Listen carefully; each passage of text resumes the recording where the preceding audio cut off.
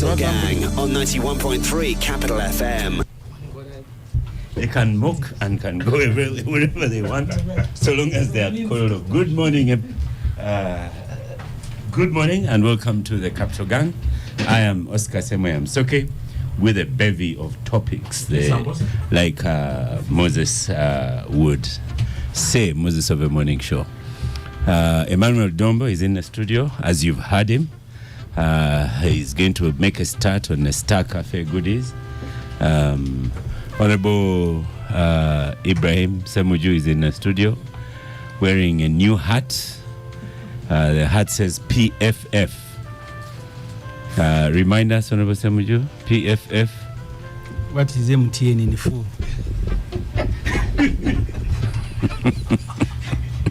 MTN in full is mobile money. So you see, so PFF is enough. You don't bombard people with too much information. So my party is PFF. Right, your party is PFF. Yes. I have yesterday's Monitor newspaper with President Museveni meeting opposition, and I saw your old party members, FDC, were there. I did not see any PFF in that photograph. Were you there and just missed the photograph? But the Minister of Justice had a day earlier said there are now two political blocs in Uganda. The one in Kolo and another one. So we are not part of that political bloc.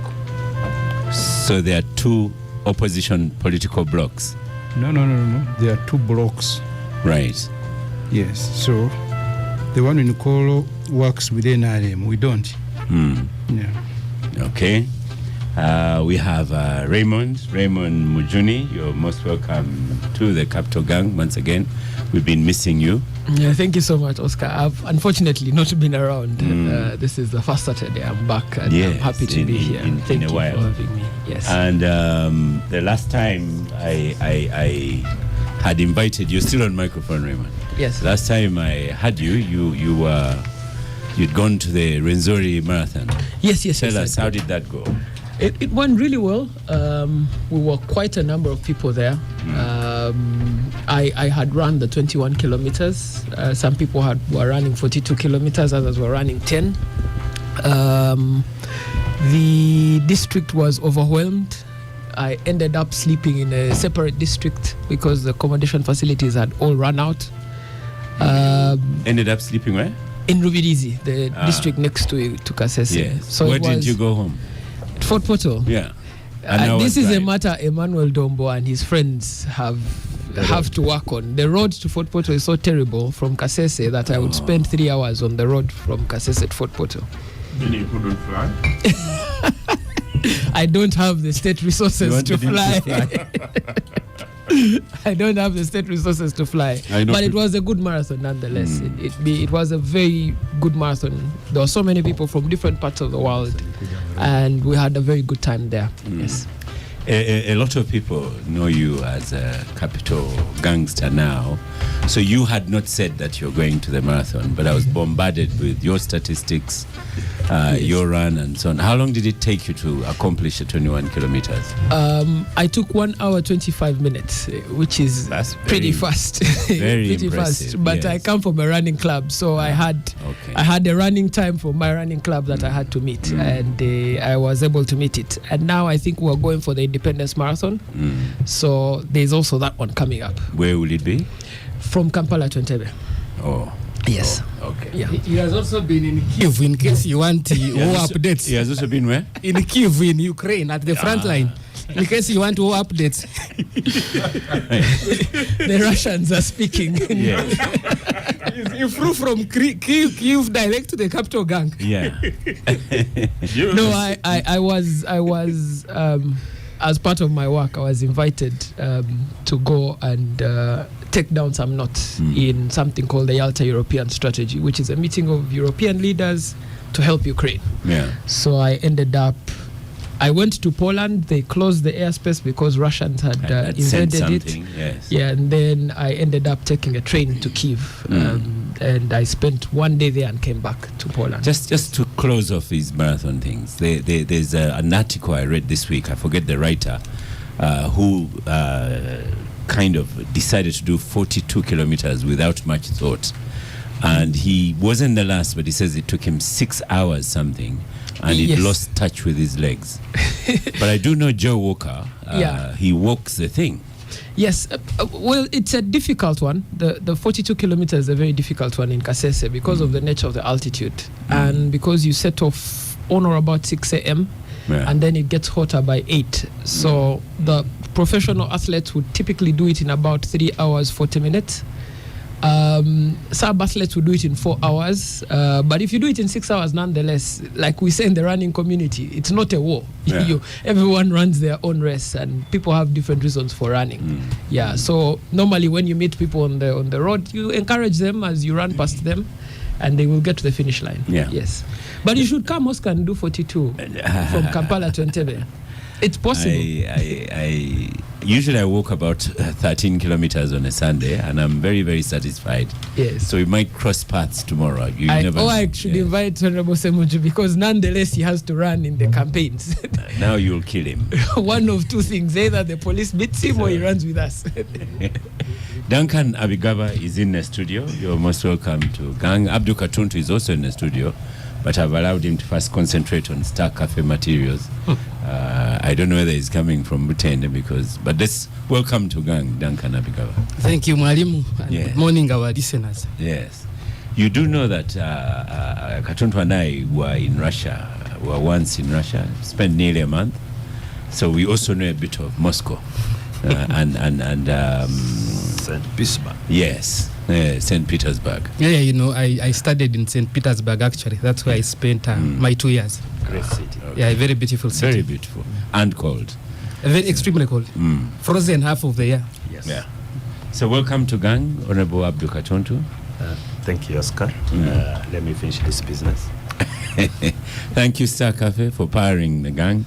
You know, Duncan had invited Mr. Nelson Tugume. I didn't realize that he's going to send you to speak about the 29th, is it 29th September World Coffee Day? No, 1st October. 1st October. Yes. It's World Coffee Day. Yeah. Okay.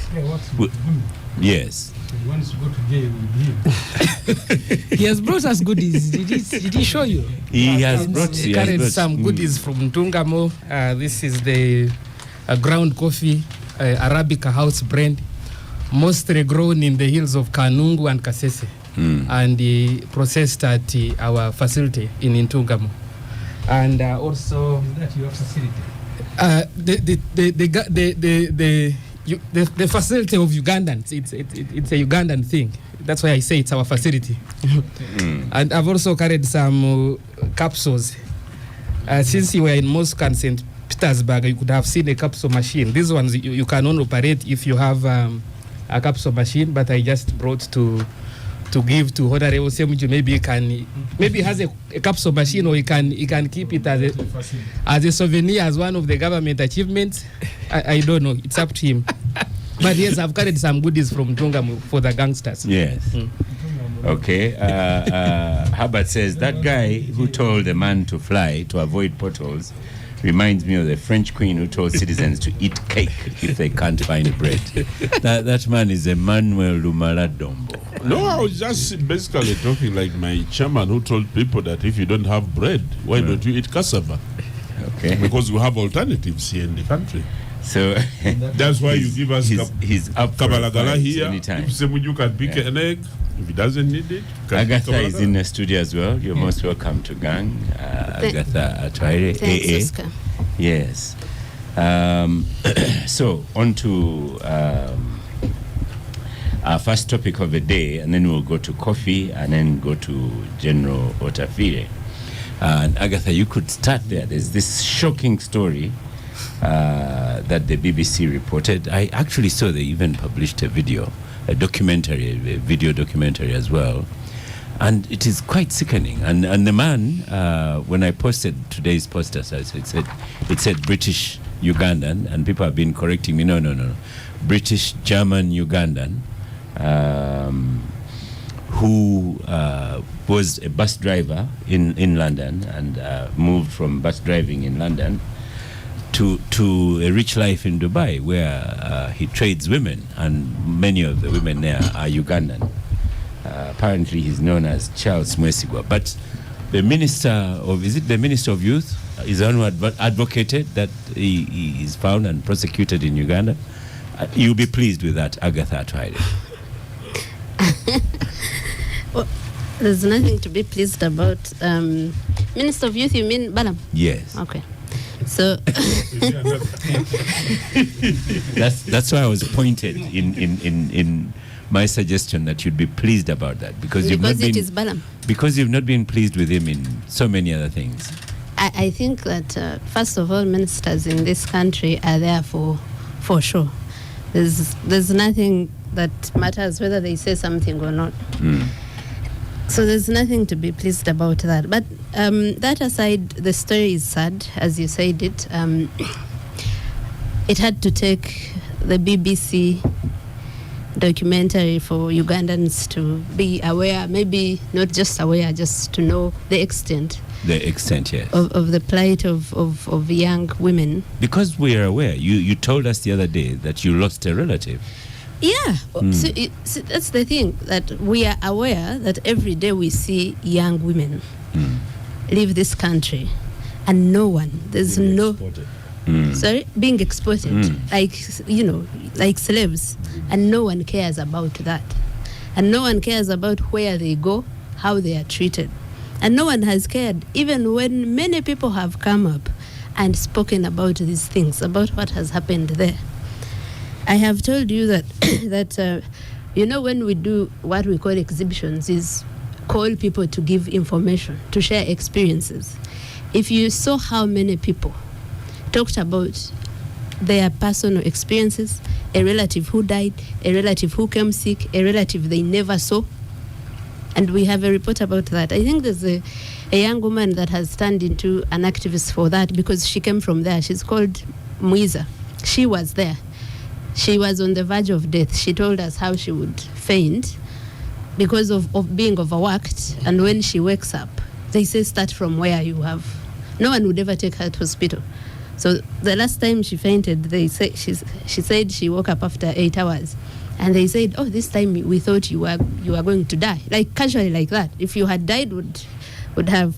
So these things have been there. Honorable Semuju just last week said he had to go and talk to the minister to return someone. Now that someone is lucky. They know someone who knows Honorable Semuju.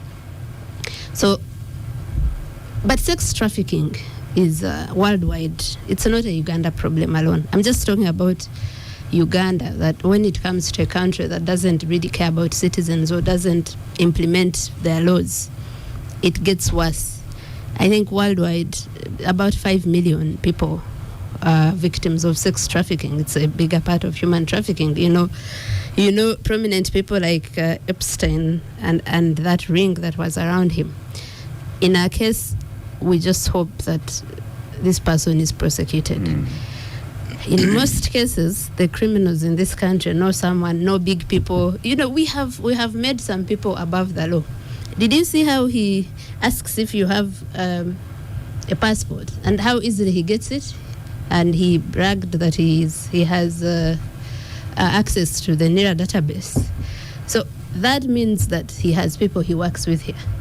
He's either a fraudster who gets those Bichupuri passports, which is not likely. The likely one is that he has people inside here that he's working with. So I think the story do you think he has impunity? Because he was talking very freely. Very freely. Impunity is a key word in this country. Lydia said it last time. We didn't know that even people in NRM see it. So he was speaking like an untouchable person. He's not the first person to speak like that. There are those people who think that, I know Dombo who sits at the secretariat and I am and no one will touch me. I don't know if Dombo is one of those, but we know those that are that we are very sure of. So he was speaking like someone who cannot be touched. I think that for me, if this government was serious, it would start with those that he works with here. because one of them was mentioned. Many people know many others. But we will see how far that goes, really. And I hope that that from that story, it gets the attention from the authorities that it deserves, so that but also that those that are not necessary in that ring of being taken to sleep with men, those that are taken as slaves to go and become slaves of Arabs there, that is also looked into. That's what I want Raymond to get into. Is we have another journalist here as well. A lot of people, Raymond, a lot of people really go looking for work, genuinely looking for work, because they have no work here. And then they end up in such situations. The passports confiscated, they have to work a period of time. That's a challenge. Oscar, this conversation is a hard conversation, because the Emiratis themselves, they don't have a population to do service work. Even the population available that would otherwise engage in this kind of service work, being receptionists, askaris, domestic workers, they don't have enough education, formal education, to be able to do that kind of work. But also, it wouldn't be paying enough money for them. So as a result, they import a lot of their service labor. So some Ugandans have been successful in the Emiratis, working in different areas, either as accountants, as lawyers, or as anything. But others have been unfortunate also to go as domestic servants, where you're under someone's household. Now, for me, the thing that pains me the most is, you have this Ugandan outlook where we say we are Pan-African. We go and rescue people in South Sudan, in Central African Republic. We fight wars in Somalia. And yet, Ugandans who hold a Ugandan passport sort of have no defenses within the United Arab Emirates. And that in itself is a problem. The first problem is that people source passports for people going for domestic work here. Under the law, I think that should be legal. People should be able to get their own passport. And the second thing is, when they arrive in the country of destination, those passports are withdrawn from them. So those people do not know that they have a right to their passport. And once their passport is taken away from them, these people start to threaten them. One of the things they threaten them with is, we will refuse to give it back to you, so you overstay your visa. And the UAE has this terrible law that every other day you overstay your visa, the fine increases. So you get to a point where your fines are too high and you can't come back. Other times, they take these girls on tourist visas and then get them into employment, and then tell them, if the government finds out that you're working and you have a tourist visa, you will have immigration problems. So it is better for you that you don't call the police whenever you have a problem like this. Now, I thought that one of the things that would cure that is that Uganda now has 2 embassies in the UAE. We have one in Abu Dhabi, we have one in Dubai. Unfortunately, they haven't been enough to help Ugandans, particularly the ones who are doing domestic work.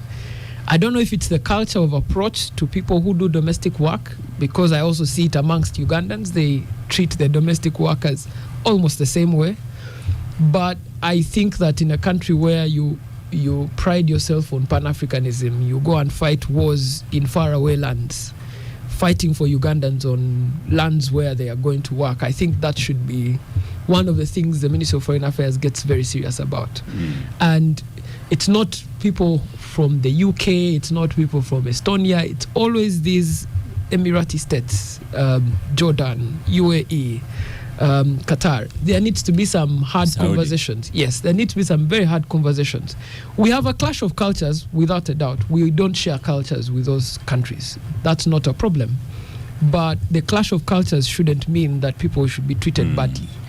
Raymond, I'll share a podcast with you. There's it is said that some countries entered into agreements with the UAE on how to treat their citizens. Ethiopia and the Philippines, and consequently their citizens are not mistreated. Even down here, Rwanda, Rwanda has a working agreement with the Qatari state and the UAE state. Really? And one of those is if you have a problem with a Rwandan citizen, you report that problem to the High Commission. The Rwandan police services will deal with them back home in Rwanda. So that's why you've not had like consistent remarks from countries like that. But the idea that, you know, you can have protections. The girl in that documentary says she called the Dubai police, and the Dubai police said, you Africans, you have problems that we don't want to get involved in. But that's the approach that the Dubai police takes to problems. It thinks that by getting involved in a squabble between two people, that it's involving itself in that. And Oscar, honestly, the embassies of Uganda in those countries should be able to do the work in terms of protecting of Ugandan citizens there. It's their job. Yeah. Okay, Duncan Abigaba, you're the future of the NRM. And clearly a lot of... Future of something that has no future.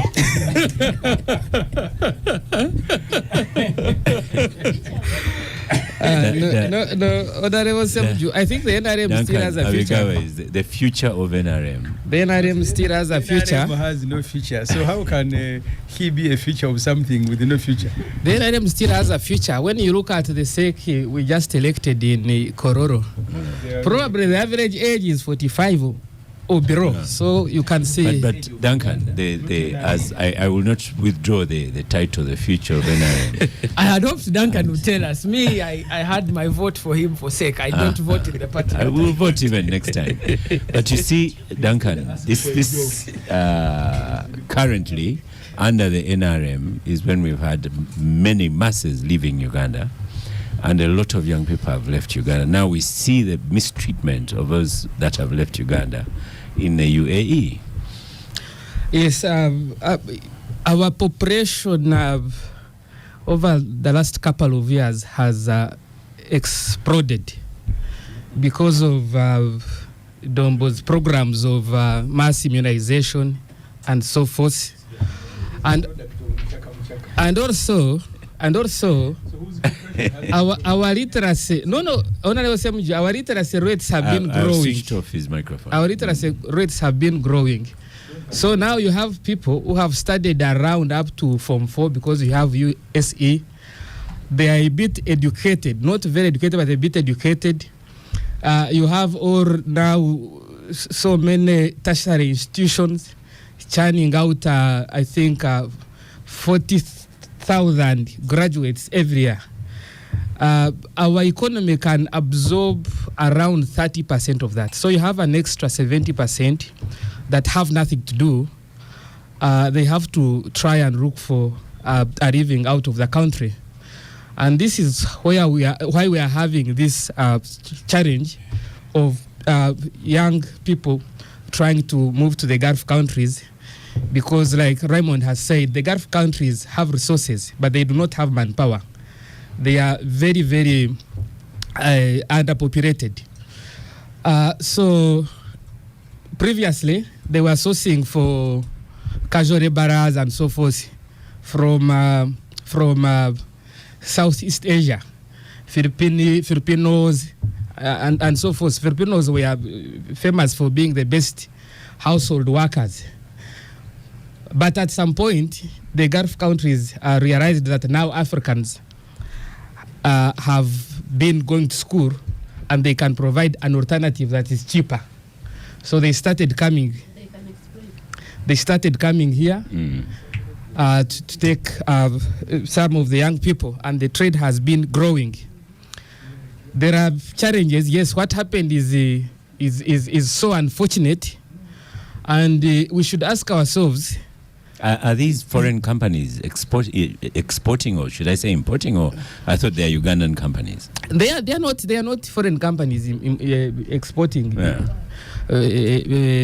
labor services. No, there's a collaboration between a Ugandan company and a company in Dubai, Ugandan company and a company in Qatar. So it's always the collaboration. And there is an MOU in countries where we are exporting labor services. There is always a bilateral memorandum of understanding between our government, the Ministry of Gender, and their ministry responsible for employment. So you wonder how such issues escape all these layers of scrutiny that we put in place. A bilateral agreement. We have 2 missions in UAE. You have the embassy in Abu Dhabi. You have a consulate in Dubai, and nothing goes undetected for a very long time. So, if these young girls cannot get justice from the police in UAE, because apparently Africans, we have our own problems, and the UAE police does not want to meddle. So what happens to our consular services? How come these girls never received any help from the consulate or the embassy in Abu Dhabi? Should we assume that there was no contact made with our consular services? So that's very, very unfortunate. But also, when you drive by Kololo, is it Interpol? Yes, there's Interpol. There are always many people there and getting certified and all. And there are no protections there. And all of them are exactly trying to go abroad. But what basically? Pardon, what you say? No protection, but corruption. You should hear how much people pay for that later. Yeah. I thought by registering at Interpol, I disagree with guarantee Agatha. protection. Interpol services, amongst the police services, Interpol services are the fastest and the least corrupt, I should say. So you're talking because you can apply for the letter today. Someone who has about 10 relatives. I have in gone. the Gulf. So I'm telling you, I've corrected that letter myself. I've corrected that letter myself. You, Duncan. That is you. I did not call anybody. The future of NRM. I did not call anybody, and I got it like in 2 Duncan, days. you are the future of NRM. You would get it in an hour. I didn't call anybody. I got it like in 3 days. Conclude on what you're saying. Yes. Yeah, but Interpol, what Interpol basically does is to give you a clearance that you have not committed any crimes here, so you're free to go anywhere. But now they do not keep track of what happens to you wherever you go. No, for them they just clear you to show that you are crime free. Okay. Yes, but in conclusion is Honorable Dombo, we have a serious problem of youth unemployment, and I don't think there are any deliberate efforts to address it. The other day. Actually, yesterday, to make it worse. Yesterday. Have you seen taxes, young people crying over taxes and how they have been pushed out of business? That's why I'm saying there is no deliberate effort to address youth unemployment. Yesterday, the president was addressing the International Youth Day celebrations in Masindi. And he said that people are talking about digital, but the future of unemployment, how to defeat unemployment, the cure of unemployment is agriculture. And I honestly disagree. Yes, we would say that... now I see why you didn't go to SEC. Let's assume that... It would have been a problem. Let's assume that the NRM has decided that they are going to fight unemployment through agriculture. What are the interventions? We had the youth venture capital and the youth livelihood programs, which were scrapped and merged to create this greater now PDM program that is giving 1 million per person in the villages. Honestly, if somebody has come from the university, I don't think they are very willing to go back to their village, settle down, and compete for that 1 million with my mother or somebody else who is village-based. The aspirations are a bit, higher. So, Honorable Dombo, how about we think about a youth bank? How about we think about tax waiver policy for youth startups, etc.? This is what other governments are doing. We need a deliberate employment policy for the young people in this country. It is a very serious problem. Let's go to Honorable Dombo, and I'm sure any minute now, Moses Berahanga will send me a message on all these things that the NRM is doing that Duncan Abigawa doesn't know, especially about youth employment.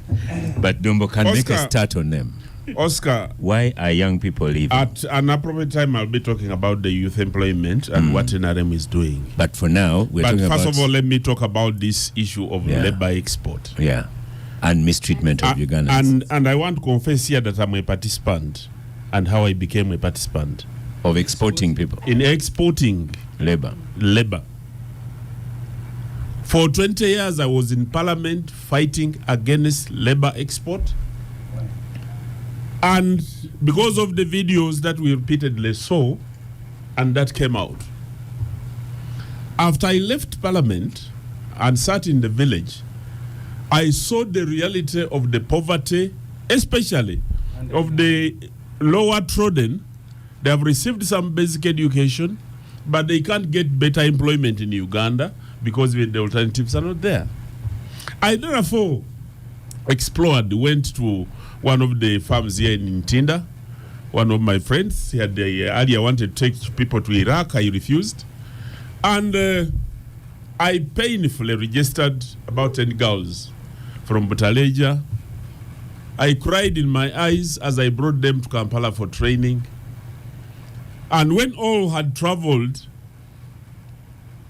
to their respective areas to begin employment, after 2 months, each of these girls sent me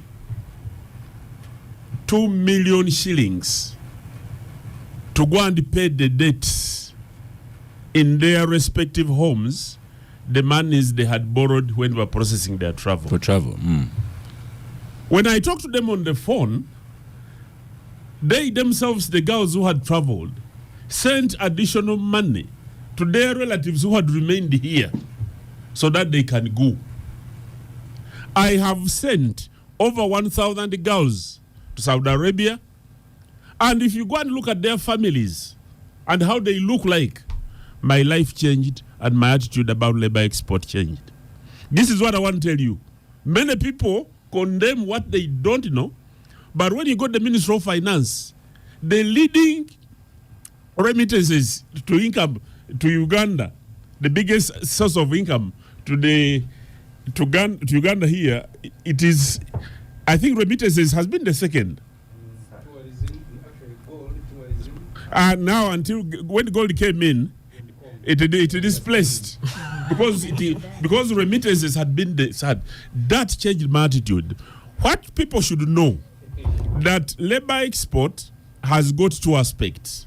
It has got the illegal and the legitimate trade that is conducted, which my brother here Duncan is talking about, where companies are registered and there is a formal way of transporting the girls. When there is a problem, the embassy is aware of the girls that have traveled and they can even make a follow-up.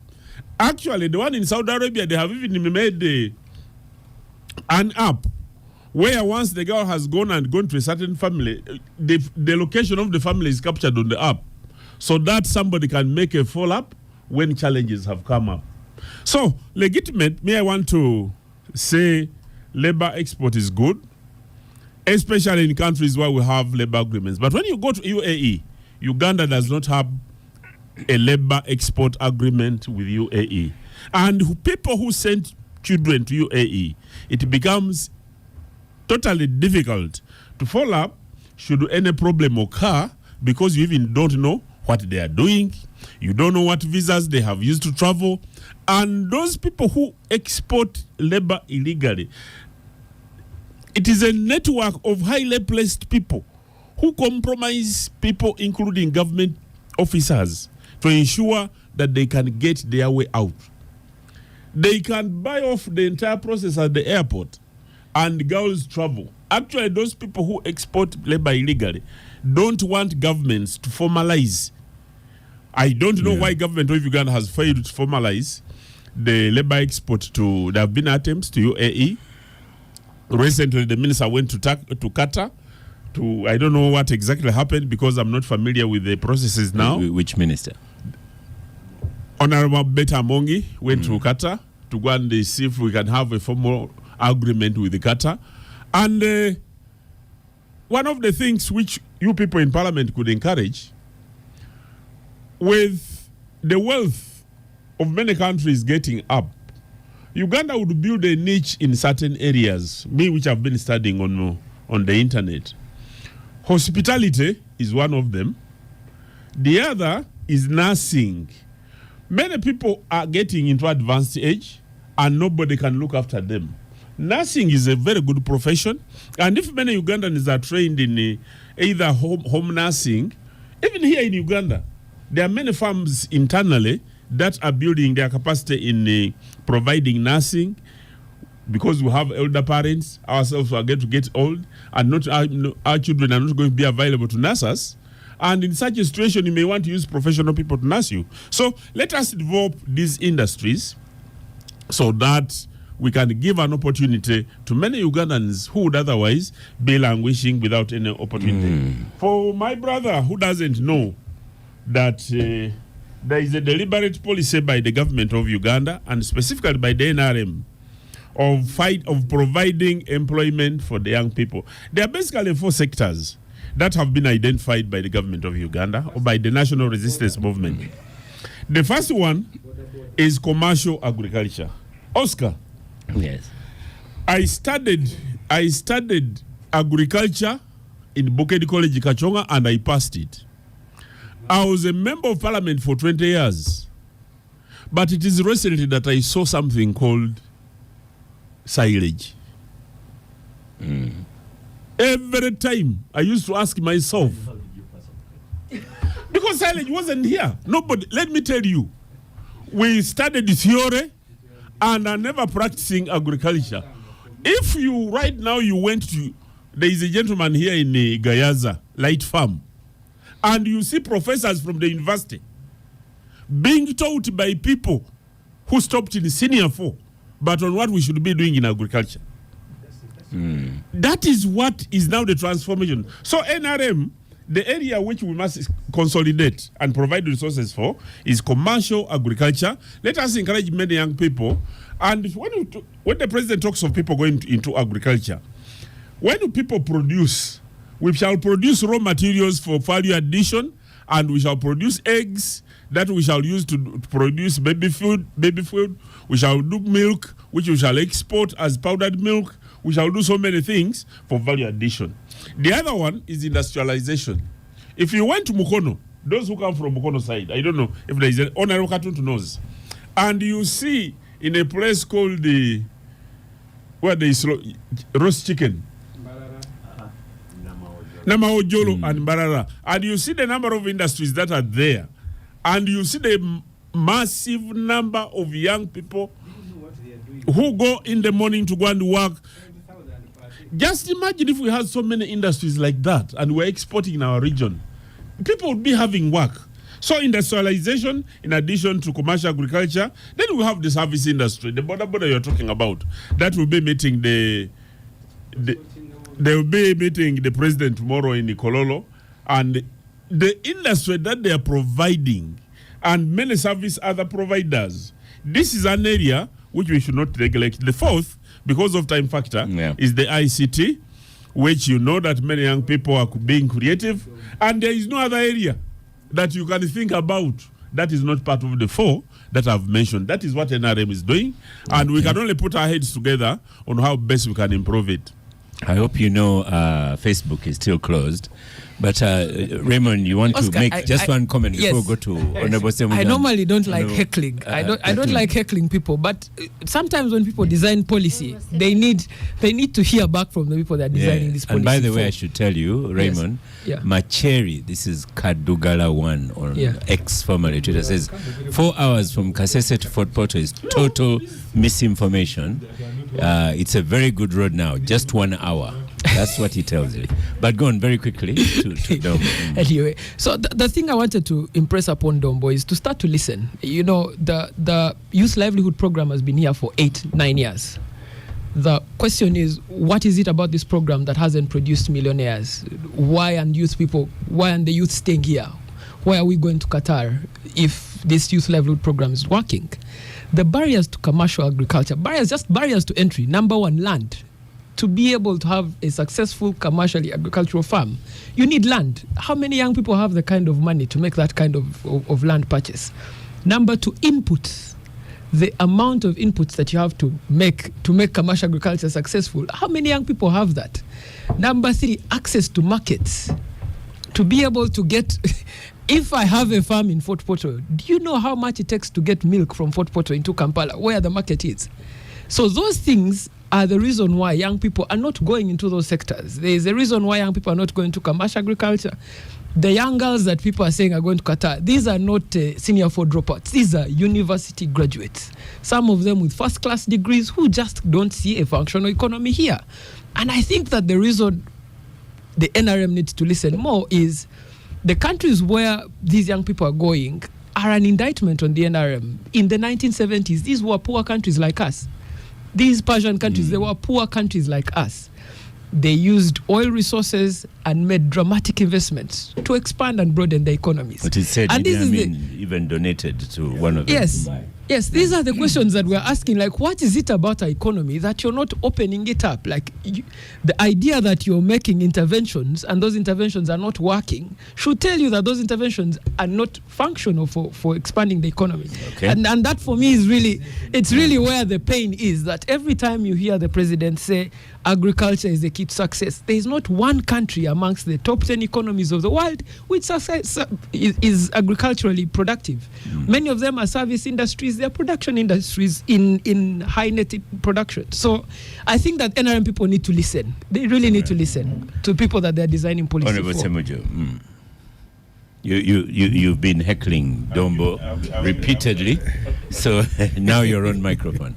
The BMK gift, one of our Dombo listeners Emmanuel says, Mara.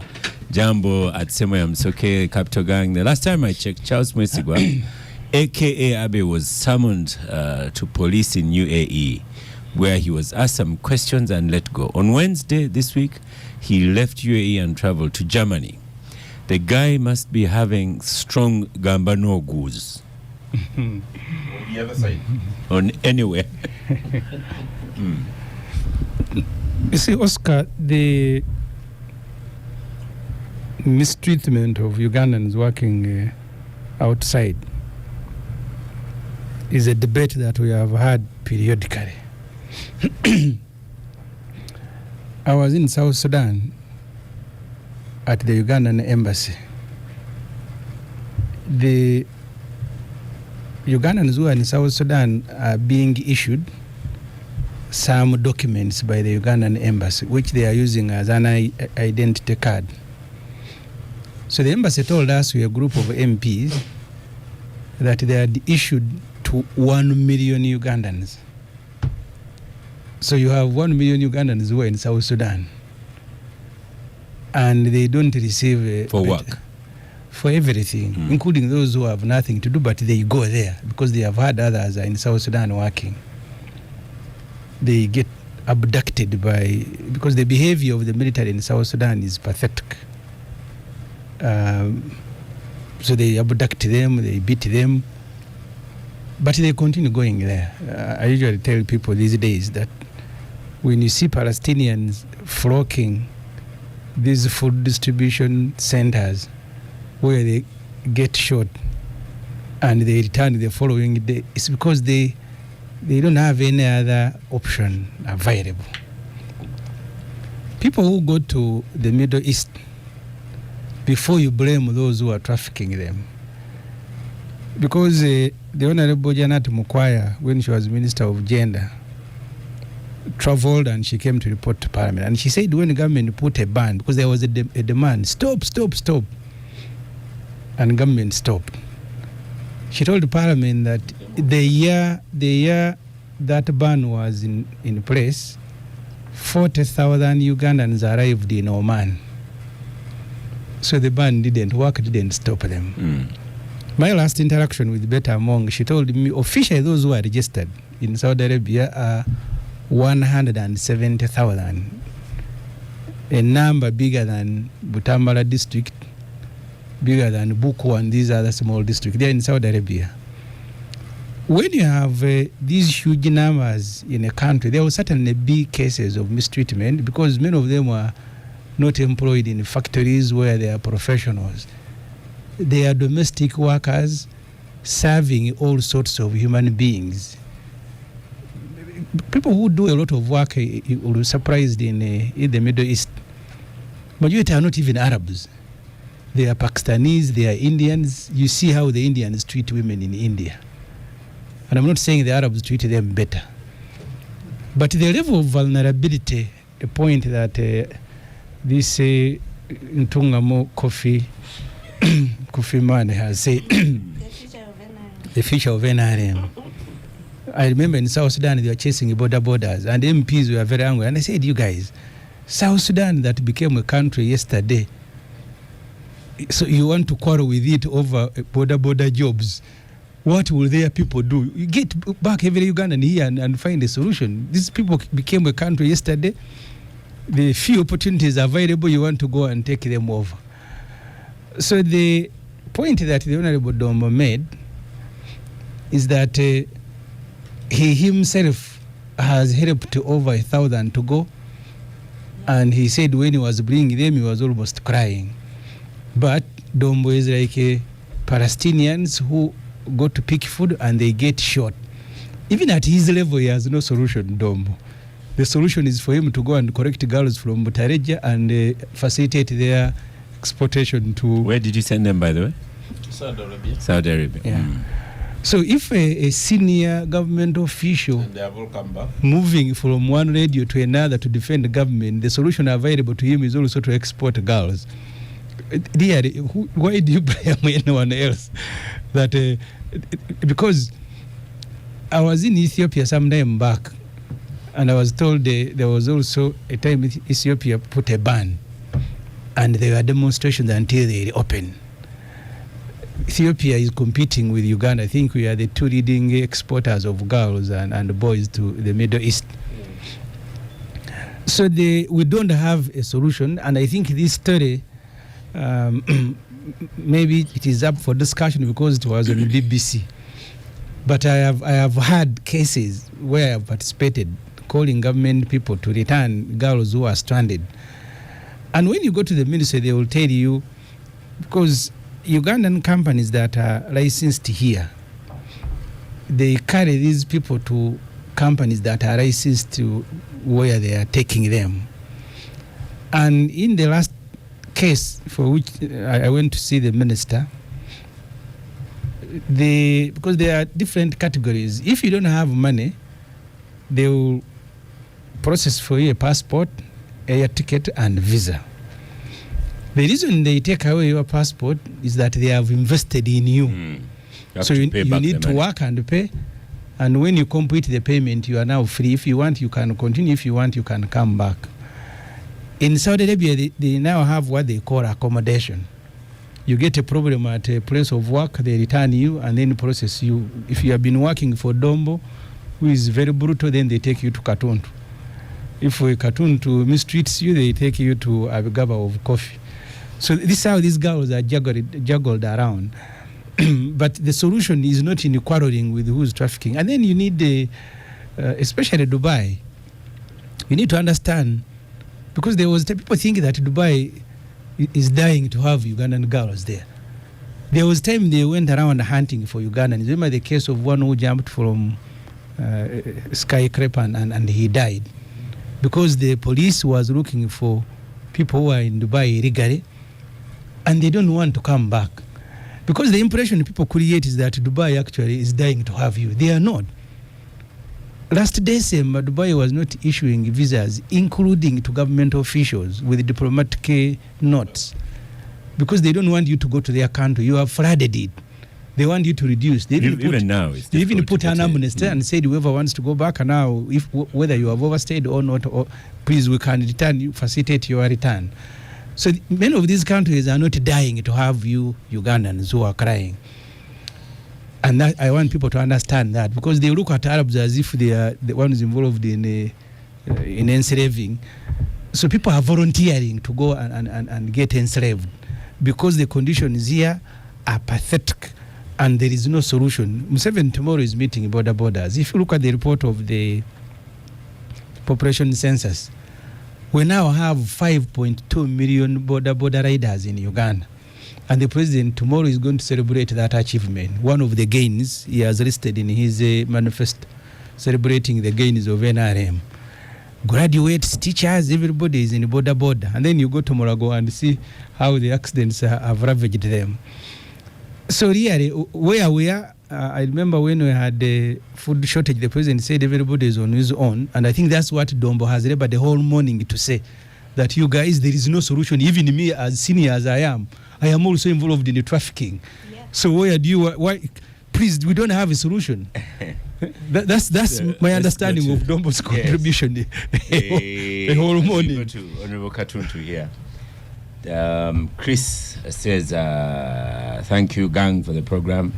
Dombo is telling the Batoro to be flying home due to the worst state of roads, but our airstrip was grabbed and spoiled by the UPDF. Moreover, on land owned by the district. Otherwise, we have capacity to fly, and we have our own airline, Eagle Air. Honorable Katuntu. I think Dombo's comment was just tongue-in-cheek. It was tongue-in-cheek. Nobody should take this seriously that we have to debate that. Having said that... He's fearless to those things. Yeah. You see, this story is both bitter and sweet. Bitter in the sense that we are talking about human trafficking, which is illegal all over the world. Especially the female gender, because it is all about prostitution and real slaves. And there are many criminals involved in this criminality. But Uganda is a child population when you look at the demography. You know, somebody is talking about South Sudan. You need to go to Nairobi and so many Ugandans are there. You know, my second worker station is in South Africa. If you go to South Africa, you have thousands and thousands of Ugandans there doing all sorts of things, including selling grass and thinking it is medicine and so on. Why? Because young people think the opportunities there, and it's not about Uganda, the tragedy is about the whole continent. Oscar, if you know how many young people are dying on high seas from this continent, trying to imagine there is better life in Europe, you know, through Libya, all those countries, you know, in the north and so on. They are in their hundreds and hundreds. So it's really about Uganda, but it's about this continent. And we needed to have a serious conversation. How do we create opportunities for our people here? And this BB story, sometimes they look at a very, very small thing and make it a big story. I'll give you an example. Our own, one of the most respected ladies this country has ever produced, Justice Mugambe, got in trouble because she tried to get a house help, and there she is languishing in jail itself, and for something here which is normal, which many of us, even these studios, do when you look at our house helps and so on and so forth. But their standards, they are different. They look at it as criminality and so on. So our opportunities here, they are limited. Our opportunities there abroad, whether Middle East, whether South Africa, whether Kenya, they are there. I'll give you an example. I was talking to Ambassador Zake, I think last year, and he told me that we have over 4,000 Ugandans in jail. And of the 4,000... In which country? Over UAE. Over 4,000. I don't know how many Ugandans are in jail here in Uganda, but in the UAE alone, you have... 80,000. So what percentage is that? 25%. Okay, whatever you people who know mathematics can calculate. So, over 4,000 in jail. And many of them have arrived in UAE illegally. Now, Ugandan government tried to negotiate, and they gave them an amnesty and so on, including flying them back here. They refused. They go to Bahrain and then... They refused. Even the ones in jail? Yes. No, you go to Bahrain, and Yeah. at the end, They did what? They just go to Bahrain and they enter. And re-enter. Yeah, so fly Dubai and the evening they are back. So it's a tragedy. It's really a tragedy. And these are younger people. Reason is on the continent there are not many opportunities. So we must create those opportunities, whether as a country or as countries. This economy as it is now, even with the projections and so on, there is no way to absorb all these young people and so on. It's not possible. So when you go to, was it Abigawa talking about agriculture? I just laughed. There is no country in this world, not even one, which has developed well engaged in primary agriculture. He agreed with you actually, but first, pause he was for a saying second. agriculture. I see. No, he agreed with you. You missed his point. He was saying he disagrees with the president. Oh, But that's first- what I was saying. Yes. Oh, then I agree with him. Pause for a second. We And stop I've for a got to break give and you then the come back to you. statistics. We'll come back from the break. This is the Capital Gang. We've had a long break. State House Comptroller announces Jane Bareche invites all border riders and the general public to Kolo Independence Grounds this Sunday, starting at 7 a.m. to welcome His Excellency General Yoweri Kaguta Museveni as he launches the border circles in Kampala, Wakiso and Mukono. All border riders in Mukono, Wakiso and Mukono are invited in big numbers to come and welcome the president and thank him for the money he is going to inject in the border circles in the 3 districts. Entrance is free. Food and drinks will be served. Entertainment and all musicians will grace the function. So Abigaba tomorrow, no border will take you anywhere. Food and drinks will be served and entrance is free. There's going to be a bonanza because even on the nomination day we intend to do the same. Right. Food and drinks. Yeah, food and drinks. If you have after nomination rally in Kololo. Abdul, predictably, I guess that Moses Piaranga would soon be sending me a message on NRM programs. He has. On youth employment, the NRM line is creating an environment that promotes innovation and investments. It's against this background that we have been capitalizing UDB to provide affordable patient capital. Among others, we are giving incentives to investors, both local and foreign. Other funds include the Agriculture Credit Scheme that provides loans at 12%. For the rural youth, 30% of PDM is reserved for youth. The investment in PDM is raising the purchasing power through increased incomes to the beneficiaries. This will in effect increase demand, hence increase production in the manufacturing and service sectors. This will increase jobs.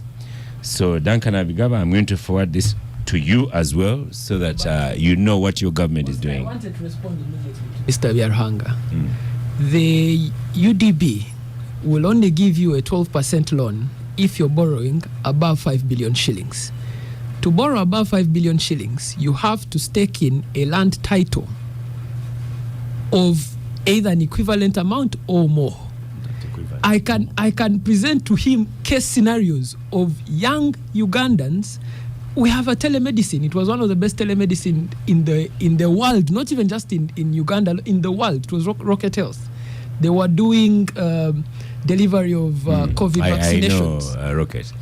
The reason they went under was because they failed to get a loan from UDB. And UDB was asking for the same things. We need a land title. We can't give you a loan above this amount unless you present those land titles. It's very innovative. And then you have to present a robust business proposal of 20 years with projections for those 20 years, and you must meet those projections. I really don't think that many NRM people understand the kind of economy they've subjected Ugandans to. I really don't. Raymond, I'm impressed. You know about UDB because we had UDP people here. To get a loan from UDB, you need a minimum of 6 months. It is very impossible to get a loan from UDB, and I'm happy Moses is on. It's part of the manifesto drafting committee and so forth. He sits in the policy making meetings and so forth. UDB and its operations needs to be reviewed. Yes, government has been capitalizing it. I think it's coming to 1 trillion now in capitalization. But there is nobody getting money from UDB except highly connected government officials. I know so many businessmen that have failed to get UDB. I know the owner of Fresh Cuts, our biggest beef processing company. fresh cuts, the owner failed to get a loan from UDB. The owner of Inspire Coffee, before the government came in and they had this joint venture, he had also failed to get a loan from UDB. So if UDB is not financing big manufacturers who are creating a lot of jobs, paying a lot of taxes to the government, who is UDB financing? The number two, on that issue, me, I'm very specific on the issue of a youth bank. You need to give these young people who are coming from university without assets, without collateral security. When they only have a brain. So you need Moses will tell you he's giving them PDM. you need to give them low interest loans for startups, like 5% at least. Okay. Abdul, you are on microphone. You had comments from running Moses, an economy is but listen not, to this one. It says Samuel Kaduli. It says Honorable Dombo's submission today has reminded me of a book Honorable Katuntu always recommends to all of us to read. With it, it's titled "How to Lie with Statistics." Yes. To go back to the topic, Duncan is really talking about some of this. Let me tell you, sometimes it's unfair to blame some of these people. How much money have we given UDP? And is this money lying on their accounts, or this money has been dispersed? If we are to invite, because we have had the opportunity to discuss with these officers, and they have really told us the challenges they go through. Many of these people who want money from UDB think it is free money. Walk there, you don't have any viable plan and so on, but you want money. And we go through the use of non-performing assets. And this is public money. It is not really private money and so on. Somebody has got to account for it. So if you are running an institution like a UDB, you really must know who to give this money and to guarantee that this money is lent out, but it has to be brought back, recovered. So, gentlemen, please, you know, yes, everybody needs money. And when you need money, reckless people need money, thieves need money, ignorant people need money, and they all run where they think money is there, especially when they think it is government money, because they go there. I'll give you an example, Duncan. We've talked about this what is it called? PDM? And you know, what is the policy? The policy is this money we give it you 1 million, and then it's supposed to be returned to the what? To the circle. Just go and do your statistics today, your research, and see how much money of that has gone back. Literally less than 10%. That would be the wrong statistic. Check and see how much has been eaten. It is all the same. So, but you know, even now, people bring money, give us money. And let me tell you, this so-called government does not have a limited or pitless, you know, where the money is there, you start dishing it out. There are little resources, and we must use them in the best way possible. But anyway, that's a debate for. Let's go back to the topic. So to me, if you are talking about this economy and how you can absorb the young people, it's a long way to go. Agriculture will not do it. The common sense indicator of a non-developed country is where the majority of these people are in primary agriculture. If they tell you 80% of our people in agriculture, just know, don't even bother to know which country, just know that is a non-developed country. Because it doesn't happen anywhere. You can just Google how many people are involved in terms of percentage in agriculture in the US, in the UK, in all these big economies, in Japan and so on. Very, very. So what we need to do is about industrialization. And if you are to industrialize, it could be agro, because somehow we've got some added advantage. So we can do agro industries and so on. But industrialization and service industry is the best way to plan for the economies like this. And you see, now it comes to our people at I don't know whether I should say this, but let me say it. You see, even our people who man our embassies, just look at what they do. The other day in Dubai, one of our person was involved in operating a casino. Can you imagine? So how do you imagine this diplomat at our Ugandan embassy or consulate, who is supposed to be looking after our consulate, after thousands and thousands of our people, is busy gambling in a casino? Our embassy is a casino. This is just total madness. So those sort of fellows cannot take care of our people in the diaspora. And in the diaspora. In any case, by now they would have done the audit. They would have looked at the people who are in these embassies. How are they the people who are up to the job? Maybe prosecution. Yes, prosecution as well, because this is purely criminal. Purely criminal. So even at our embassies, I don't think they can help in child trafficking. Maybe I may speculate that some of them are engaged in the same business. They facilitate it because looks like it is very lucrative. Yeah. That guy, what is that? Mwesigwa, maybe Abe is a very rich man flying all over the world because he's dealing in modern slave trade. They just a minute for you, Abdul. Sorry, Agatha, I want to give people in active politics here just a minute each, but use a minute on this one. So one, I had noted something to respond to Honorable Dombo about. I am glad that he came on his own and told us about his labor in labor people export. are trolling him here that he even cried as he took the girls away and everything. Yeah, so I'm also happy. They are killing him. I'm also happy, but doubtful that all the 1,000 girls he has sent away, he's never got any incident. But things I wanted to say was that, yeah, it could be possible. We do not have. But Agatha, if Semuju tells you that it's 170,000 Ugandans, well, 1,000 is it's minimum. So this is what I wanted to say. What Duncan was saying about us having agreements, we do not have agreements with all of them. But what is very surprising is that countries where we actually have MOUs are where we have had the worst problems. Oh. Saudi Arabia. Now, look at people that are reported to be dying in those countries or organs harvested. Most cases have come from Saudi Arabia, Jordan, and Oman. Actually, now Dubai, we do not have many cases, apart from now this sex trafficking that has come up now.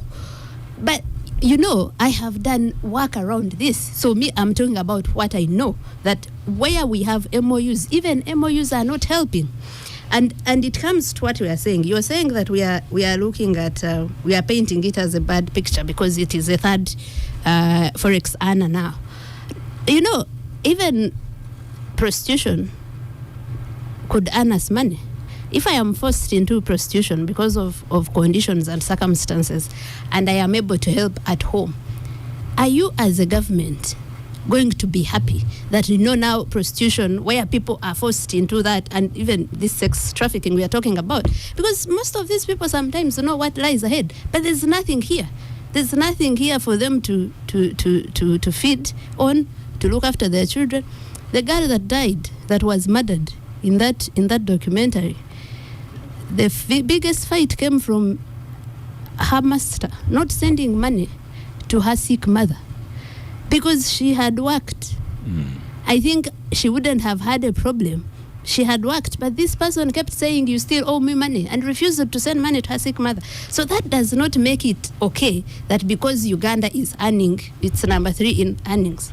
You have to look at what is causing people to do that. But after failing to do that, at least make sure that people who are going in these countries are safe. Okay. There is a reason the Philippines are safe there. There is a reason other countries are safer there, because they come from countries that have put in place ways of, especially of making sure that the companies that are taking them. Thank you, Agatha. Oscar. I think last I want to talk about diplomats. Yes. Honorable Katuntu spoke about diplomats. Let me finish with that. A diplomat that was operating a casino. And he was saying that look at people that are posted in these positions. We do not post their career diplomats. We post their political failures here to reward them. There was a diplomat in the US that was deported for domestic violence. When he got here, he's called Dixon Ogwang.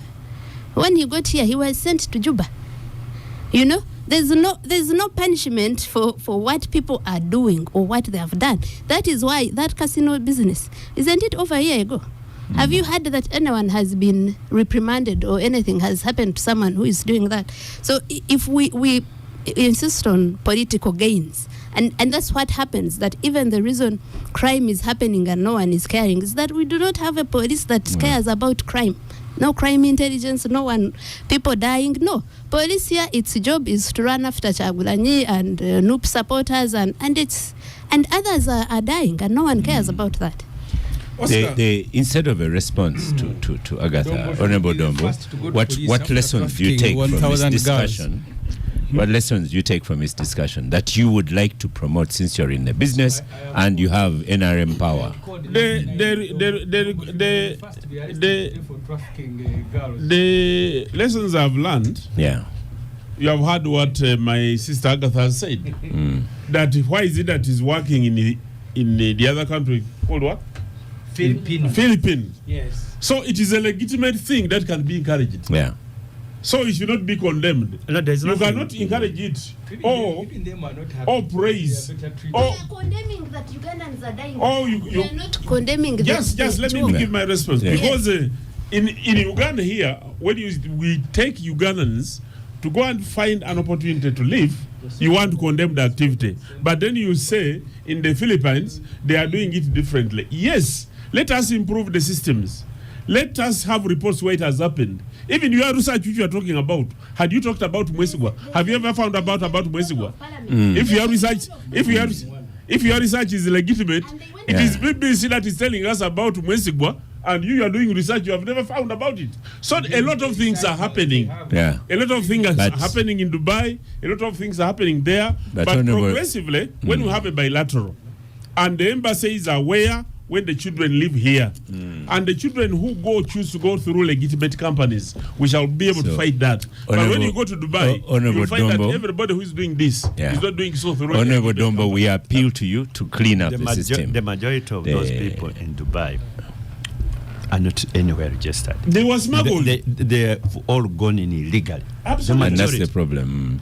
So, Honorable Katuntu, just 1 minute on the politics that's going to happen very soon. With these youths who have no work, in the last election, I came to your one campaign. I will do that again. I'll go to Semojus. I'll go to Lydia. I'm not sure how to go to Ofonopondos, but I'll go to Lydia's as You well. only has 300 voters. What are you going to do them? So I'm not sure how to. But what do you tell the youths? You see, and I have been following politics for in November, a very long time. Speak to them. A very long time.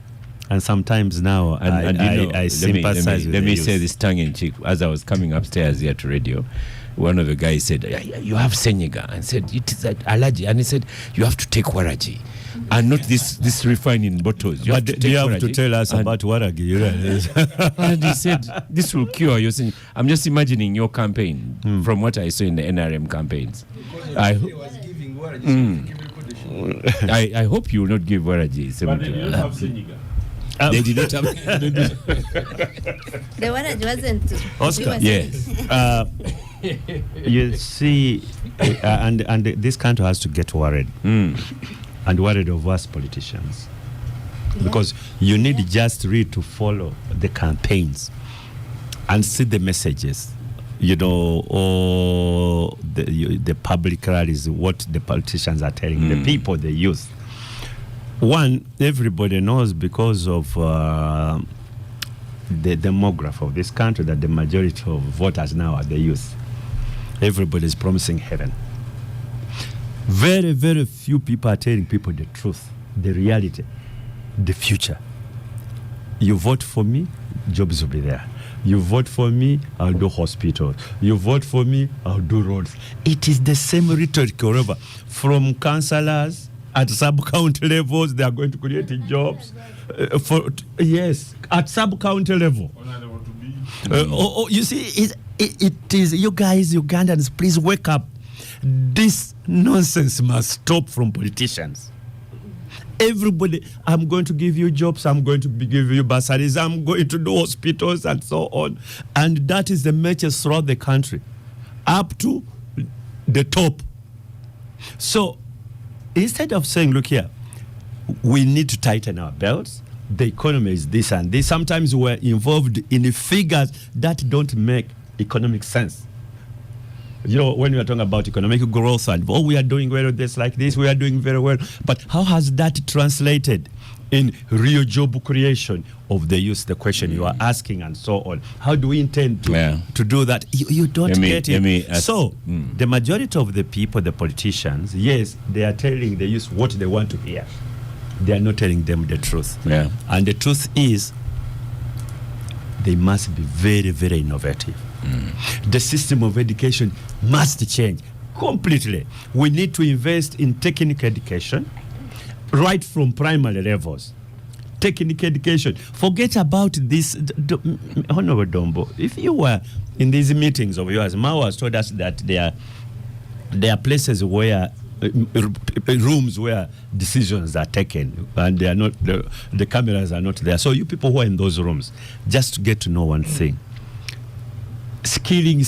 There's nothing like informal skilling. Get technical colleges that can absorb people up to primary level, up to O level, and so on. Like indeed it had been set by the colonials and the Bottle One regime. Raymond, this sort when of you thing. ask a politician to use 2 minutes. But Oscar, other than even some of the issues we are talking about, this is very critical. It is. So if you are talking about youth, it is technical. Education. Semuju, imagine the youth on one of your campaigns, especially the one I'll come to in my village, Nigeria, the youths in front of you. What do you intend to tell them, considering to remove the discussion? Museveni. Okay, that's all.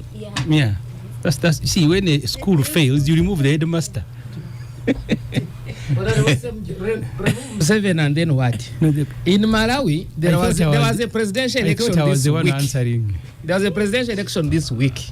5 years ago, 5 years ago, they voted out Peter Mutharika. Let him answer. They voted out Peter Mutharika and voted in this pastor who promised all rosary things in the world. Right now, Malawi is facing a very acute fuel shortage. Imagine fuel, so which is everywhere in the world. The president went with the fuel. The president. The one they removed. You see? So vote Museveni out and there should be a plan. We had the Museveni here on this very table. And remember what I told him. Whether it's 10 years ago. Yes. No, 10. Yeah. It's 2014, it's about 10. 2015 and 2016. I told him that when he came here, Uganda was the project. Along the way, Museveni became the project. Maybe Abdul Brody says politics became the project. If you look at the budget formulation, the release of the money, the NRM will have much more money, and Dombo, a person of his caliber, is celebrating that they have money to feed the 5 million borders, and he said even on nomination we will feed you. They don't have 6 billion in the budget for the curriculum development center to conclude the curriculum for children in senior 5. So the starting point for looking for a solution, even the little resources that we have, the moment you deploy them appropriately, you may not solve all the problems, but you will be starting on solving the problems. Because look at the releases when money comes. Money meant for roads is not being released, but Museveni has enough to give everybody. He came with the money in my constituency, giving people who are standing on the road. We are earlier speaking about agriculture, and Dombo said you can find a solution. We are told Uganda received the highest amount of rainfall in the world, but irrigation in Uganda is at 2%. So even if you start a commercial farming like this man of coffee was saying, look, this season has failed. People are cutting down maize plantations in Murende, in Masaka, and everywhere.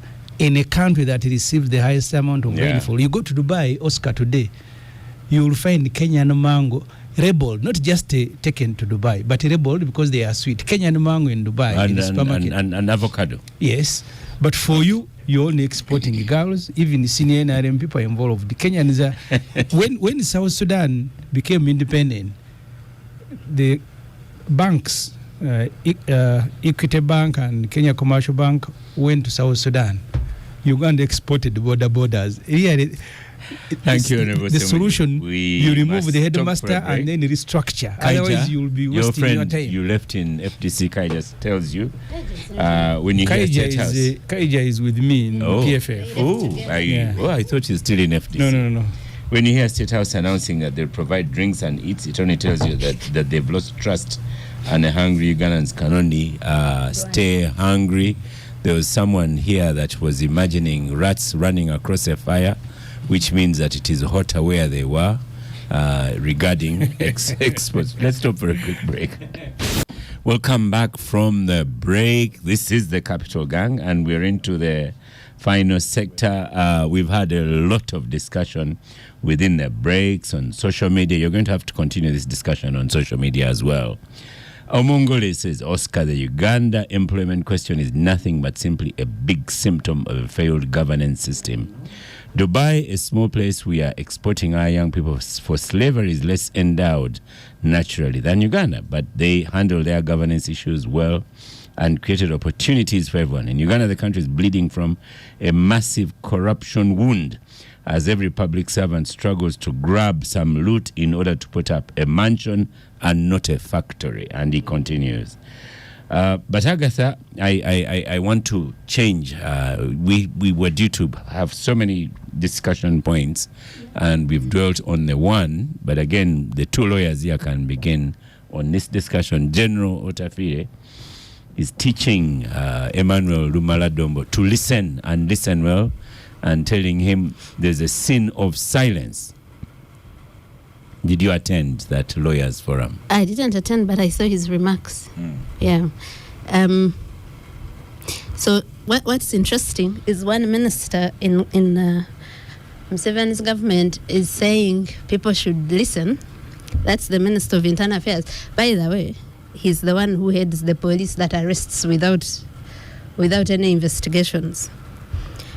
Then another minister, the Minister of Justice and Constitutional Affairs, is saying that those who don't want to be quiet will be made quiet. Now, I don't know how to take this.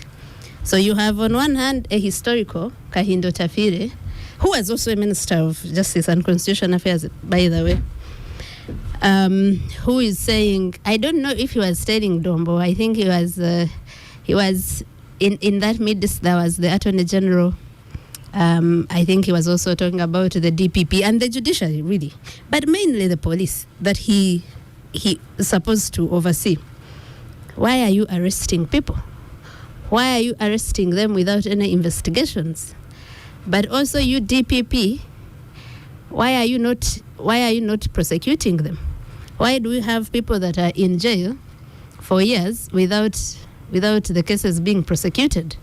Going back to also the judiciary that, refuses to even give them bail, even where the case is not prosecuted, or refuses to.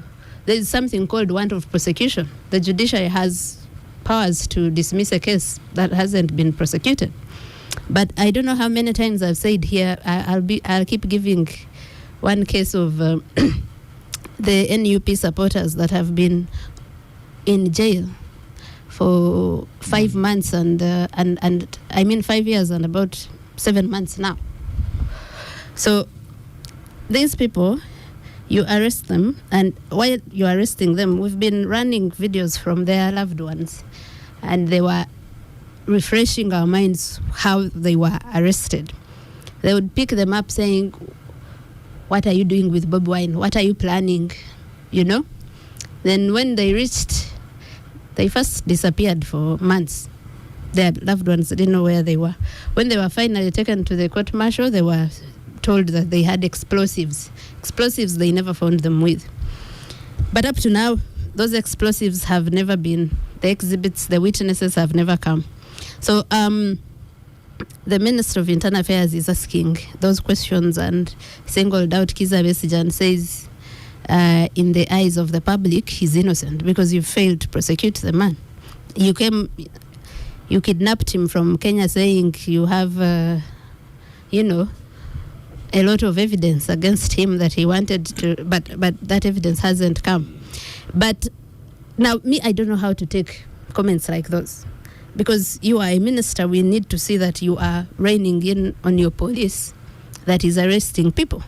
If you have failed, or if it's not police, like in many cases, because in many cases it's not police that is doing this, the arrests which are very unlawful, in most cases done by SFC, JAT, we have so many. Maybe you should resign and say, I'm not going to preside over a police that is that I cannot control, or a security agency that I cannot control. And then, like I said, you have on the other hand, a Minister of Justice and Constitutional Affairs who is boasting about repression. We are going to make people quiet. He is not questioning people that are kidnapped and disappeared. Sam Mugumya has been missing for the last 25 days now. He's not boasting. Otafire mentioned someone else. Yeah, Rwangomin, yes, he has also been missing for a while. So how do we now take this cabinet, this government of Museveni, where one minister is speaking like us, the helpless citizens, while the other is boasting of whoever doesn't keep quiet? Because in what? Thank you, Agatha. We have limited time. Yes. Let me so we had there. a chat on this, and I want to have a discussion with it after the show, where I can express an opinion. But you talk about helpless people. We have a helpless, powerful person in the studio. He went and started his people export company as well. So they are not alone.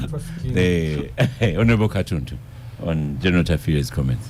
First of all, it is quite refreshing to hear voices like a General Tafire out there, those who are in government and they are responsible for the sector. To me, all is not lost. There are still people out there who want to speak the language which we all expect them to. And I really don't want anybody to look at it negatively. We need Tafire should actually be praised that he can come out even openly and say it publicly. Because nobody, you see, there's this mentality that it is all us who are this or who have the right to talk about those. If you are there, why are you talking like us? I think that mentality is wrong. Every Ugandan, whether you're in government or outside government, I am being misrepresented. That's not what I said. Well, I didn't talk about you. Anyway, you see, all Ugandans, if this country goes in trouble, we're equally cooked. It happened during Amin's time, for those of us who were there at that time, at the time when, including those who were supporters of the regime, had to be victims.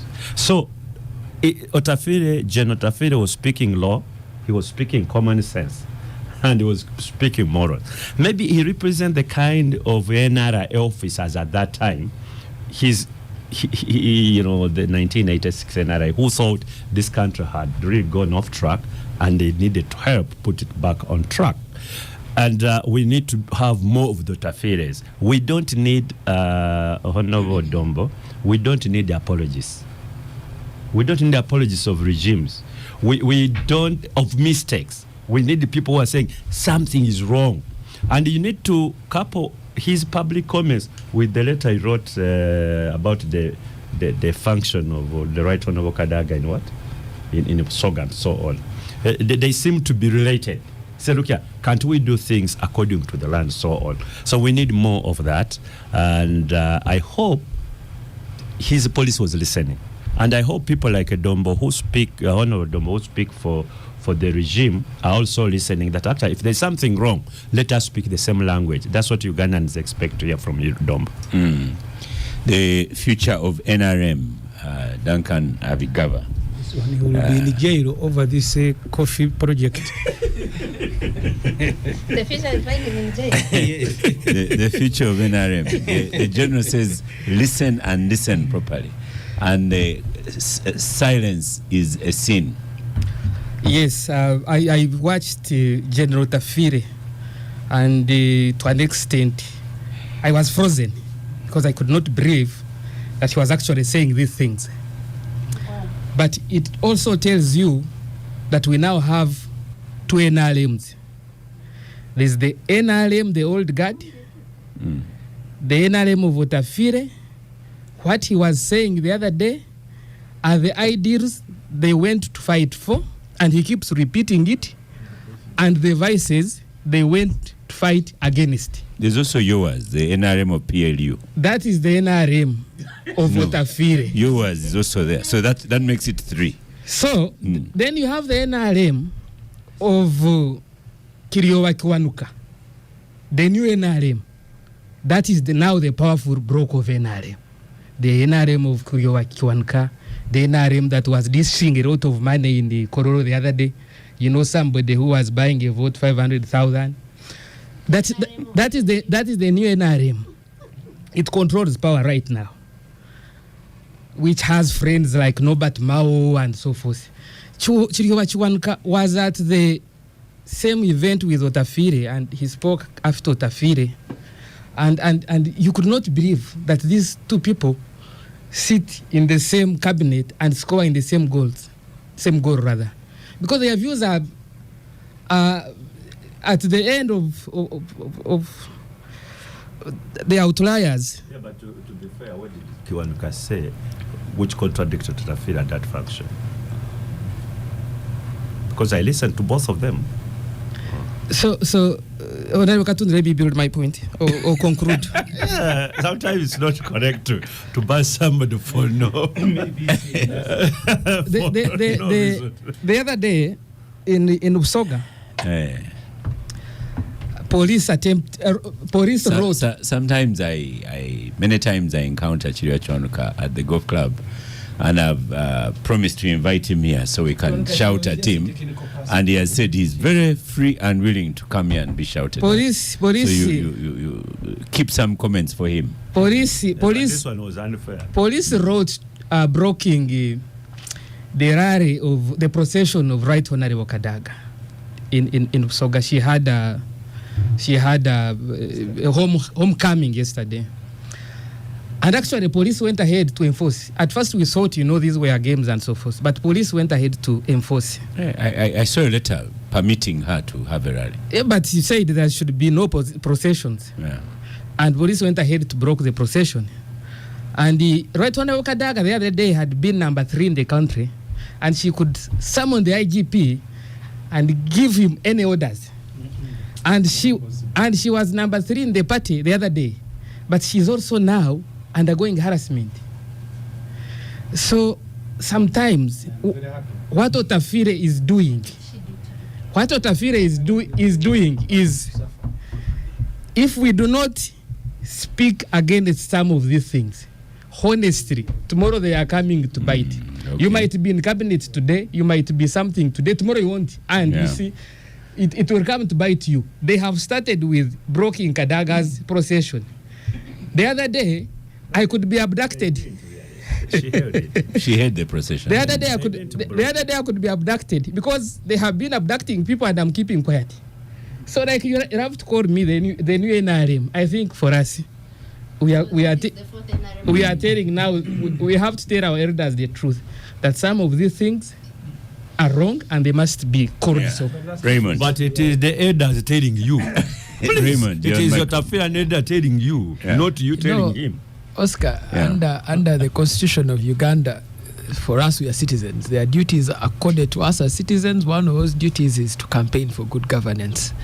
That Constitution, however, creates members of parliament, gives them office, and gives them to protect the Constitution. Otafire is a member of parliament.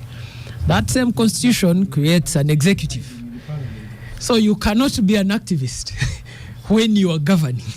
You really cannot be an activist when you're governing. And for me, this is really like murky waters now because everyone seems to be an activist in their own government, including the president. You often hear the president saying, I'm unhappy with my government. But if you're unhappy with your government, the Constitution gives you things to do with them. If you're unhappy with someone, you can sack them, you can appoint a new minister. And for me, this is why I was slightly unhappy with Honorable Tafire, because when the arrest and detention of Kizza Besigye happened, he was the serving Minister of Internal Affairs. He controls the Uganda police force under him. This recent arrest. Yes. Yes, he didn't arrest him, but he's the minister in charge of he could have written to ask, can you provide clarity how this arrest happened? Yeah, but even if he wrote, could, he's supposed to give you a copy. In charge of again, when a government works, on the floor it of doesn't parliament, work with the press. On the floor of parliament, the matter of Kizza Besigye, the matter of political detainees has been severally raised. He has a duty to make a ministerial statement on that. And he has made several. He has made several. No, but that's the thing. He's an activist. But why are you being activist in your own government? Then resign the position and have someone else. No, Abdul Katuntu. This is why people are unhappy, because you cannot be a minister with powers and be an activist at a law society event. Resign the position. Join us as duties of citizens. Yes, join us as citizens. There is this arrogance. No. It's not arrogance. It's the duties of citizens. It is a pure the arrogance. And no, Oscar, this is the thing. The arrogance is the political has class. Given you his time. Yes, the arrogance is this political class of Uganda. That, we are 45 million citizens. We are trying to make this country work. People are looking for jobs. People are looking for an economy that works. Then you have this political elite that we pay handsomely. We put every comfort to them. We give them money, allowances, fuel, everything. Then we appoint some of them. Some of them are ministers. I give way to Minister Tafire on the road because the man has a convoy, so that he can reach where he's reaching earlier. If he has a problem with a citizen being detained without trial, why are you raising it at a law society event? Tomorrow, Monday is a cabinet meeting. Show up in Monday in the cabinet meeting. Say, we have a citizen who is detained without trial. Fight that with the president of Uganda. Okay. Well said, Raymond. Move that with your judiciary. Call your minister of judiciary. Does he not have Norbert Mao's number? Should we give it to him? Hold on. No. Thank you, Raymond. We must tell our political elite we are tired of this inactivity. You can't be activist. Yes. Resign the government. Give us the government then. Yeah. You see, you earlier read the message from one of the listeners. Yes. Who said when you see a rat running towards fire, it means where he's coming from. When you see a minister speaking at conferences, then there are problems. I saw people who were also angry with Mao. And I looked at Mao just as a commentator. Because even what he claimed that things are happening in the right rooms, Mao doesn't sit there. He's just a commentator like these ones commentating about football. They are not the players, but they can speak about football and tell you who is about to score. So so Museveni has reduced cabinet into that. Otafire, I know Mao cannot get frustrated, but Otafire can get frustrated. Having been part of this government, and if you look at the people who are near contemporaries of Museveni, I think it's only Otafire who has remained. And his troubles, you remember earlier, when he said, when he criticized Muhoozi Kainerugaba, I know for a fact, Museveni asked Sare to mediate between Muhoozi and Otafire. And Otafire goes to North. He doesn't even sit in the meeting. He abused them and left. So he's frustrated, and I can understand why these days he has also become a commentator. Because his colleague, Museveni, I think he doesn't listen to anyone anymore. Maybe his family, Sare and Muhoozi and Qatar. And that's why Otafire is frustrated, and I want to understand his frustration. So he's telling you citizens in advance that please, when you are blaming, I remember when Chogam was here, people who got deals, Chigongo told some friends, and I hope they will not be offended, that you see a government collapses and you are all being harassed. But even this Chogam, they refused to give Maika Hotel some contract, but the others we are getting. So people who are with Museveni are frustrated, except the Dombos who have been brought in to do some work. So let's go Because to Dombo went in knowing that there is nothing is going to change, but there is some work. Like he was sending girls crying to Middle East. He also went to this government crying for a job. Thank you. Then you go and, to and Dombo I, and I sympathize with him and those who trafficked Dombo into NRM. Oscar. So Oscar, can you allow me to make my point? No, you are finished. Oscar. No, I haven't. I am starting. Oscar, I want There's no time. Yeah. Yes. Oscar, I want to. Your Oscar, microphone is on. Oscar, we have in the NRM constitution. Yeah. In the NRM constitution, where Honorable Tafire serves as a senior leader, he knows. He knows him as a member who has been a member of SEC. He has served in all organs of the government, and he knows that there are consequences and there are effects when we communicate. One of the effects of communication, like his communication, is that people may begin wondering whether he has the power himself, or whether he's at a level where he can make decisions, because what Ugandans expect from him are decisions, not lamenting like they are, because he sits in cabinet. So you've agreed with Raymond. He's a historical who has You've been agreed with fighting. Raymond. And then finally, he knows that the areas of prohibited Semuju's microphone is off. prohibited conduct. So, for me, I just want to find out what was the intention of General Tafire saying what he said. Was he giving hope to the people of Uganda? Was he saying, demonstrating that those things he talked about, he cannot handle them? Or was he part of the debate, basically to create an environment that actually Ugandans can talk about these things, so that he encourages talk about them? Then finally, Oscar. That's your second finally. Finally, I want Ugandans to know. I don't know why many people in Uganda are lazy. Yeah.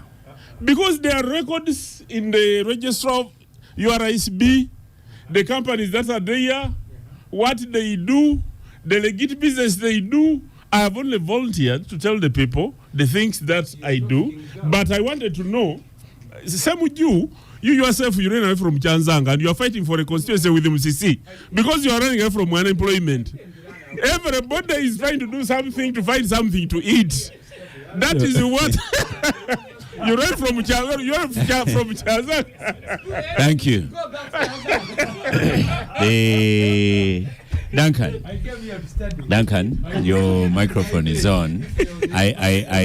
If possible, I want us to end on a calmer. I'm going to borrow a few more minutes of rough cuts. Coffee, International Coffee Day. What's going to happen there, and how does it relate with Inspire? It's unfortunate that Mr. Tugume hasn't shown up. Semuju was looking forward to meeting with him on Gang. Mr. Tugume, Third time, not second Mr. time. Tugume had committed to appear on the Gang today. But he's the spokesperson. No, until he got an issue. He's out of the country and his flight had a delay. That's why he couldn't make it on time. But I can ably represent him. On the first, it is going to be International Coffee Day. This day is marked globally to celebrate the importance of coffee and the value of coffee to the global economy. Go on. So on the 1st of October, we are going to celebrate the day at the Africa Coffee Park in Intungamo district, where we are setting up the coffee processing facility. And we shall use the occasion to unveil four of our products. The capsule that I have carried here, the Inspire Coffee capsule. There is the ground coffee. There is the beans, and then there is the Please continue. Our microphones are switched on. and then there is the drip coffee, which sits on the cup, and then you can pour your water or milk through it. Yeah, so those are the four products we are unveiling on the 1st of October in Intungamo. And then in December, that's when we shall unveil the instant coffee. The primary reason the factory was set up to do something that Nescafe has been doing, produce Africa's first instant coffee in December.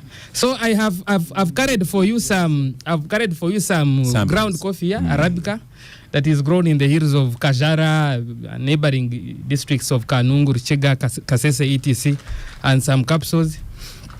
And I would like to formally invite you to Ntungamo, Honorable Semju, Honorable Katunta, and all the gangsters for the Capital Gang on the 4th. So come and see the facility that government, your taxes have contributed to, so that we can now have this conversation, Ugandans, about coffee and its variant contribution, because coffee now contributes $2 billion in earnings. Oscar, why doesn't the show end? It is ending. Thank you. And employs a lot of people along the value chain. Yes. Thank you, Duncan Abigaba. Now speaking as not the future of NRM, but Inspire Coffee. Abdu, you had a response for Raymond. Maybe it's not worth it. You can leave it. For me, can I have one? Yes.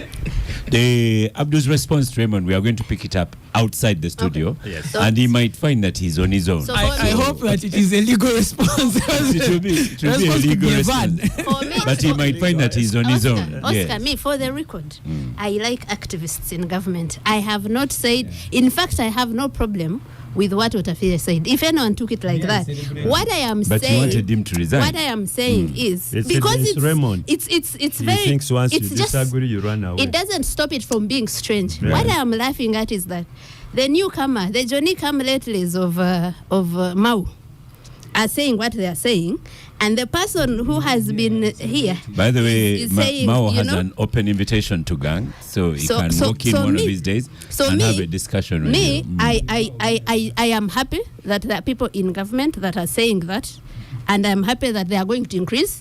Whatever interests they have, it's okay, but they are Thank saying you. what we are saying. Give Semuja another minute. This show is refusing to end. Oscar, for me, even Mao, I celebrate him. What is he saying? I celebrate Mao because what he said is obvious. That these elections are going to be cheated, that people are going to be brutalized. I don't know why people should be angry with him. Yeah. Because Mao is just a commentator. So if there are tackles by people who are, it's not him who is tackling, just telling you that Dombo has been fouled. Oh, So you're talking about football analogy. Yes, Yeah. deal with the one who is doing the fouling, not the one who is. Thank you. I think I Mao hope we didn't shall say end. he didn't say this is. Mao was justifying it, and I think that's where we have a problem with Mao. Justifying it? He was justifying that we are going to do this, and so not that he was informing us, he was telling us it is correct. And I think he goofed, and Mao shouldn't have said that. It is wrong. It is really Thank wrong. you so much, But as listeners voice of of reason, the nobody Capital should Gang. con- Thank you very much. Thank you, Star Cafe, for powering the gang. Duncan Abigaba, the future of NRM. Thank you so much. Duncan Abigaba, Inspire. Thank you so much. Honorable Dombo, Honorable Katunta, Honorable Semuju. Thank you. Agatha Traire. Thank you. Raymond Mujuni. Thank you. Continue following us on social media. I am Oscar Semoyam Soke, and before I tell you, I shall see you next week. Rough Cuts is next by DJ Nyoe. Do you hear the noise still in the studio? We are going to continue discussing this off air. I am Oscar Semoyam Soke, and I shall see you next week.